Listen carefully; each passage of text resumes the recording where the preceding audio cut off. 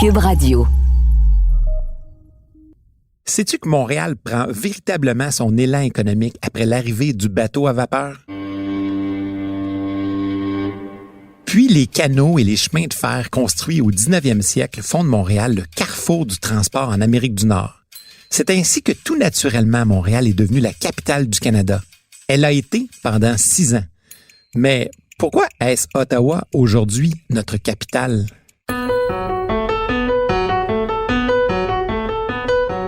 Tu sais, l'histoire, c'est pas comme la date de péremption des aliments dans ton frigo. Tu vas pas te transformer en monstre si t'en manges un peu. Puis bien souvent, tu te rends compte que ça peut être vraiment le fun. Ici Martin Landry, je suis professeur d'histoire. J'écoute le balado Passé date.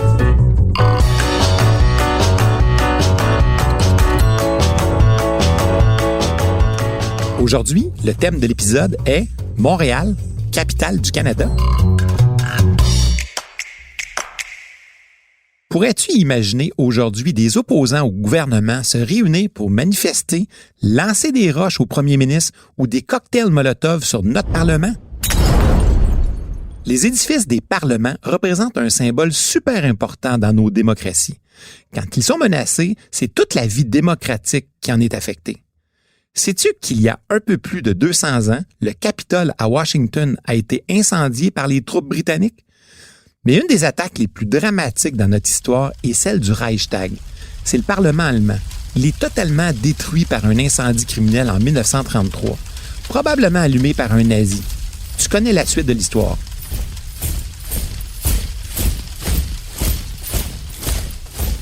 Est-ce encore possible aujourd'hui? Puis ici au Canada?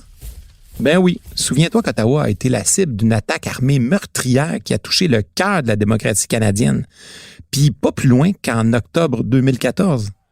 Que dire de celle qui a eu lieu en 1849? Il y a plus de 170 ans, des milliers d'hommes en colère se sont attaqués à la démocratie en détruisant le Parlement du Canada uni. Le savais-tu? À l'époque, ce Parlement était situé à Montréal.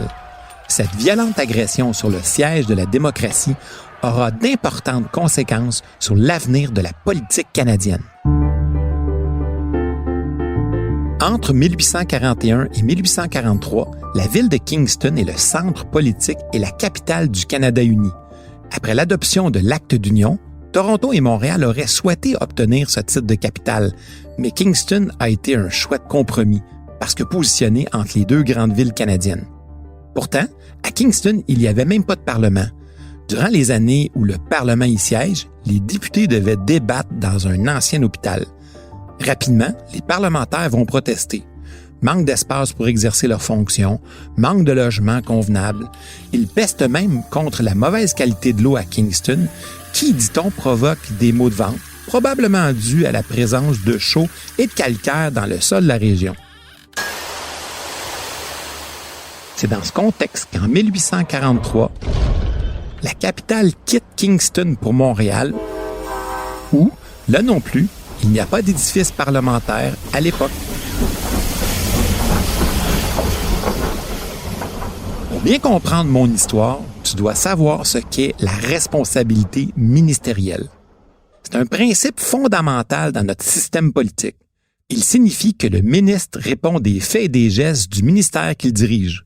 Un gouvernement responsable est un gouvernement dont les membres sont choisis parmi les députés du parti politique majoritaire à la Chambre d'Assemblée, donc élus par la population. Je déclare sous serment que je remplirai mon devoir de ministre de l'Économie. Avec ce principe, le gouvernement doit toujours garder la confiance de la Chambre qui, elle, représente le peuple, sans quoi il devra être remplacé. Lorsque le principe est appliqué, on parle d'un gouvernement responsable. Après de longues années de lutte, ce principe sera reconnu au Canada. Et tu sais quoi? Il l'est encore aujourd'hui. Il existe un lien très important à faire entre la destruction par les flammes du Parlement de Montréal et ce principe de la responsabilité ministérielle. Remontons dans le temps jusqu'au début des années 1830 pour tout comprendre.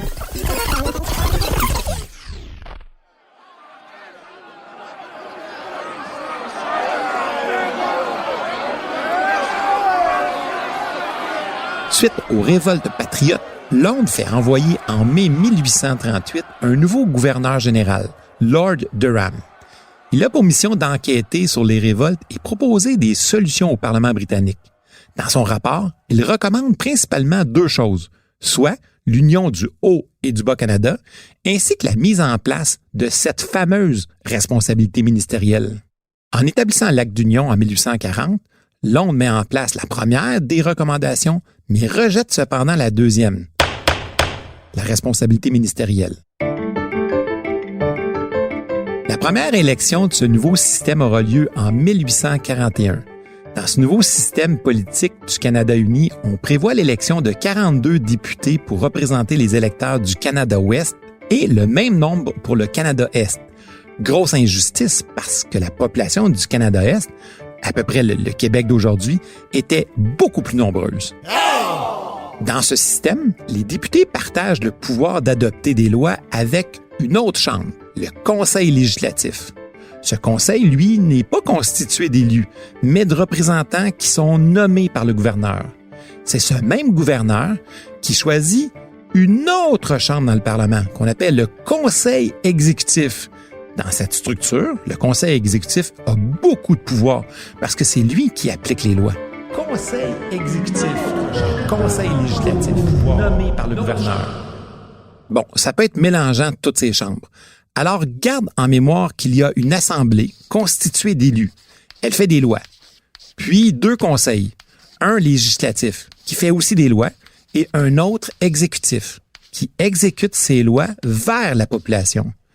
Puis, au sommet de cette structure, un gouverneur général, qui, lui, représente la mainmise britannique sur notre système politique. Ça te va? OK, je continue. Comme le gouverneur est le représentant du gouvernement britannique, il possède un autre pouvoir vraiment puissant, une espèce de joker. On l'appelle le droit de veto. Il lui permet de rejeter toutes les décisions prises par l'Assemblée élue qui ne font pas son affaire. Ce nouveau système fait beaucoup de mécontents. Comme je te disais, ce système est très injuste envers la population du Canada-Est, qui est beaucoup plus élevée que celle du Canada-Ouest, mais a le même nombre de députés. Par exemple, la population du Canada-Ouest est estimée à un peu moins de 500 000 personnes, tandis que celle du Canada-Est a presque 700 000. Tu comprends l'injustice? En fait, elle représente bien la volonté d'assimilation de la population canadienne-française par les Britanniques. Cette mesure avait pour objectif premier de mettre les francophones en position minoritaire à l'Assemblée. Pour ajouter à l'injustice, en fusionnant les deux Canada, on fusionne aussi les dettes. Or, le Bas-Canada avait une dette de 375 000 $, alors que le Haut, lui, en avait une énorme, soit 5 millions. Avec les intérêts annuels qui s'ajoutaient de 224 000 $, une dette contractée pour creuser les canaux et construire les routes du Haut-Canada.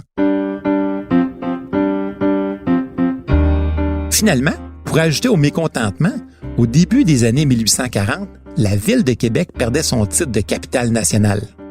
Bref, le nouveau système politique déçoit, parce que le véritable pouvoir demeure entre les mains d'une certaine élite nommée par les autorités britanniques. Si au lendemain de l'application de cette nouvelle constitution, la ville de Kingston est identifiée comme capitale, rapidement, on demande de transférer le siège des décisions à Montréal. C'est ainsi que tout naturellement, on déménage le gouvernement du Canada dans la ville la plus populeuse et surtout dans la capitale économique des deux Canadas. Situé au point de rencontre des voies océaniques, Montréal s'impose tout naturellement comme point de convergence entre les marchés américains et britanniques. Entre 1843 et 1849, le Parlement canadien a toutes les raisons de s'installer à Montréal, dans le bâtiment le plus majestueux de la ville, le Marché Sainte-Anne. C'est ainsi que Montréal devient la capitale politique du Canada.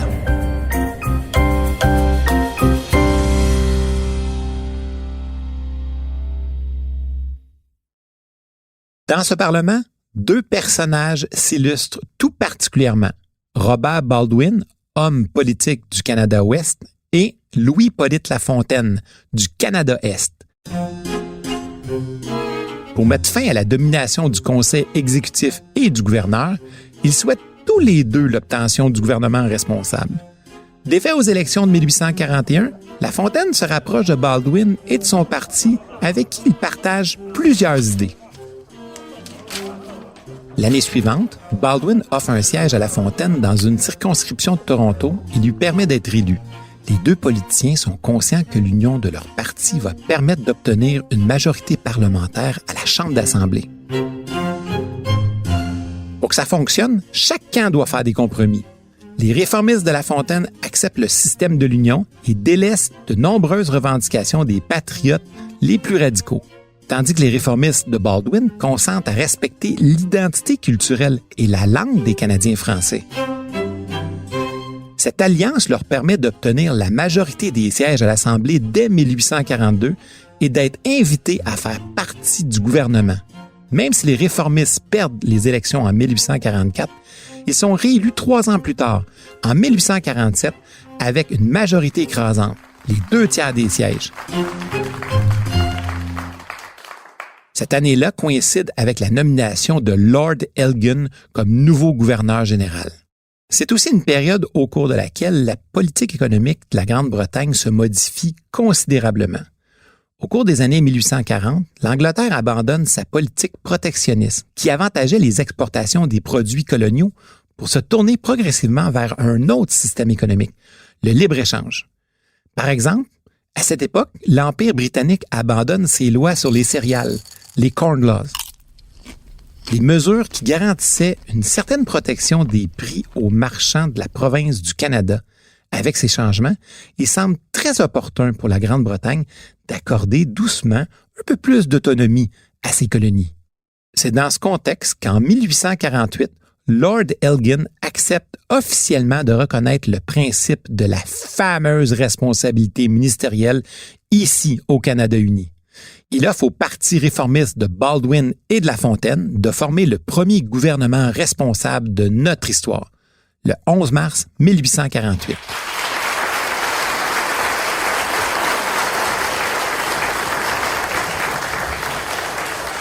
Dorénavant, les membres de l'exécutif sont choisis par le chef du parti majoritaire. Le conseil exécutif doit toujours conserver la confiance de la Chambre d'Assemblée pour gouverner. Le principe de la responsabilité ministérielle est rapidement mis à l'épreuve. Parmi les premiers projets de loi qui sont déposés, il y a une loi qui vise à dédommager les habitants du Canada-Est pour les pertes subies pendant les rébellions des Patriotes.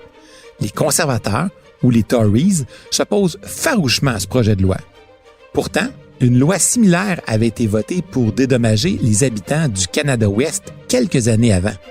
Le débat qui s'ouvre entre les réformistes et les Tories le 13 février 1849 sur le Bill des indemnités sera l'un des plus virulents de l'histoire parlementaire canadienne. Durant les débats, on entendra toutes sortes de choses. Par exemple, le député Gugy de Sherbrooke dira « Indécent, voilà le mot, indécent et immoral de puiser à pleine main en un fonds alimenté par des protestants pour le paiement d'indemnités à des catholiques. » Encore plus virulent, le député McNabb d'Hamilton s'en prend, lui, directement à l'influence française au Parlement.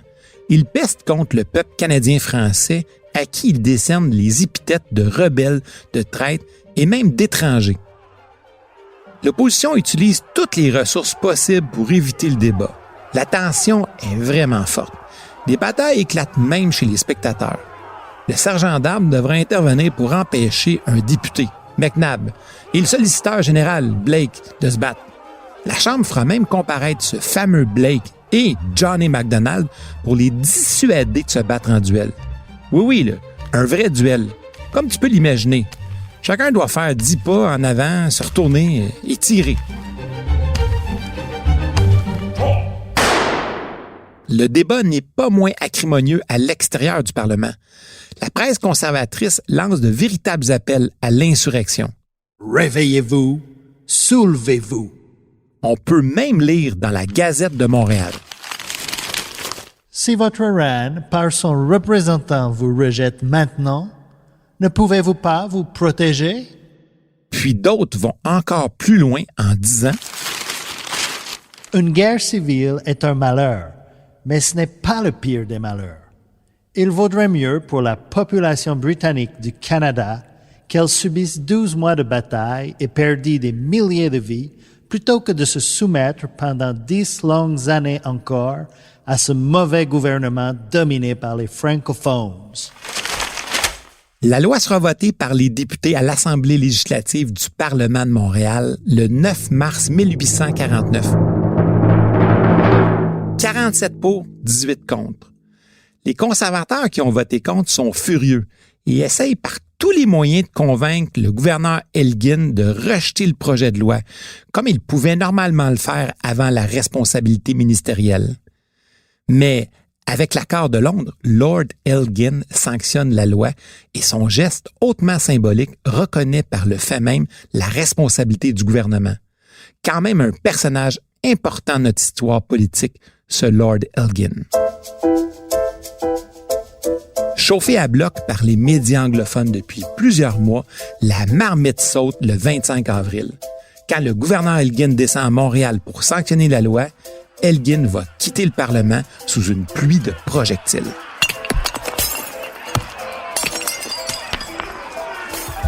La sanction de la loi des indemnités ne fait qu'ajouter au ressentiment des députés et des partisans les plus conservateurs. C'est dans cet esprit que le Montreal Gazette publie un supplément extraordinaire qui se termine par un véritable appel aux armes. La marionnette Elgin doit être rappelée ou repoussée par le mépris universel du peuple. La foule doit s'assembler sur la place d'armes ce soir à 8 heures. Au combat, c'est le moment! Un rassemblement qui attire entre 1500 et 3000 personnes. Très agité, la foule se dirige vers le Parlement du Canada uni, qui devient le symbole du gouvernement responsable. Il faut savoir que le Parlement du Canada uni était situé dans le Vieux-Montréal actuel, à quelques pas du beau musée Pointe-à-Calière. Portés par la colère, les manifestants déclenchent une émeute et mettent le feu au Parlement. Les membres du gouvernement doivent évacuer l'endroit à toute vitesse. Voici comment Amédée Papineau, le fils de l'autre, témoin de la scène, décrit la situation dans son journal personnel. Au milieu d'un discours de M. Lorrain, l'émeute arrive du Champ de Mars, se répand et entoure le palais du Parlement. Et, en un signal donné, commencent les hurlements les plus sauvages et une grêle de pierres démolit en un instant tous les carreaux des fenêtres et brise la plupart des réverbères à gaz qui éclairent l'intérieur. Dans leur colère, les émeutiers empêchent les pompiers de se rendre sur les lieux. Pas une goutte d'eau sera lancée sur le Parlement en feu. On raconte même que le matériel pour éteindre le feu a été saboté par les émeutiers. Quant à l'armée, elle se pointe 2 heures plus tard en n'intervenant que très mollement. Résultat, l'édifice du Parlement et sa bibliothèque sont en ruine. Les 30 000 documents, livres et manuscrits datant des débuts de la colonisation sont détruits. À tout jamais. Un précieux trésor de notre mémoire collective s'envole en fumée. Le Parlement ne sera pas le seul bâtiment saccagé par ces intolérants Tories. Le lendemain, plusieurs commerces ainsi que les résidences de nombreux députés de la rue Saint-Antoine sont vandalisés. Les locaux du journal du Parlement, le Pilote, sont également détruits. Même la maison du premier ministre, Lafontaine, est saccagée. La tension règne tout l'été. Avec quelques épisodes d'émeutes plus ou moins contrôlés par les forces de l'ordre, le calme revient lorsque le Parlement quitte Montréal pour Toronto en septembre 1849. L'incendie du Parlement du Canada uni de Montréal en 1849 confirme définitivement l'obtention de la responsabilité ministérielle, mais entraîne aussi le déménagement du Parlement dans une autre ville. Après le terrible incendie, les députés se réuniront quelque temps au marché Bon Secours. Mais cette violence a convaincu bon nombre de députés que Montréal ne convient plus pour abriter le siège de la capitale. Ils ont décidé qu'ils seraient transférés à Toronto jusqu'à la clôture du Parlement, puis à Québec pendant les 4 années suivantes. Durant les années 1850, Toronto, Québec, Montréal, Kingston et Hamilton se disputent le titre de capitale. Finalement, c'est la reine Victoria qui va trancher le débat. En 1857, elle choisit la petite ville d'Ottawa, autrefois appelée Bytown, comme capitale définitive de la colonie.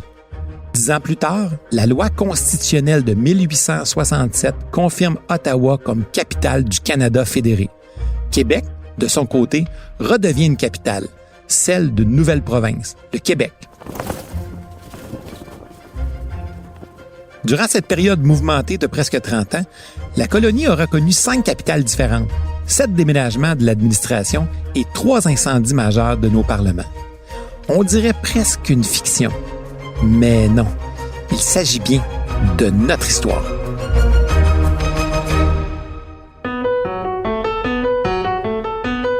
Tu sais, si tu veux pas être passé date, c'est important des fois de regarder un peu en arrière, d'essayer de comprendre le passé pour mieux voir où tu vas aller. J'espère que tu as apprécié. Je te donne rendez-vous au prochain épisode. Salut!